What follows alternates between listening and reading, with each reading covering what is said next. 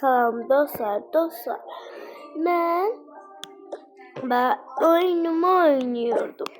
Bir anda hareket etmeye başlayanda ne eləsəm bu gəlir mənə. Hava proqnozu gəlir. Mən neyniyəm? Özdə belə bir şey olur. Belə çıxabilir. Baxın, nə eləsəm elə olur. İçi də tərpədəndə elə olur. İqruşqanı da tərpədirəm. Niyə belə olur? Baxın, karakteri tərpədirəm, belə olur. Baxın, bu nədir? Xahiş eləyirəm, mənə bir sözüm deyil. Nə gözəl oynuyordum oyunumu.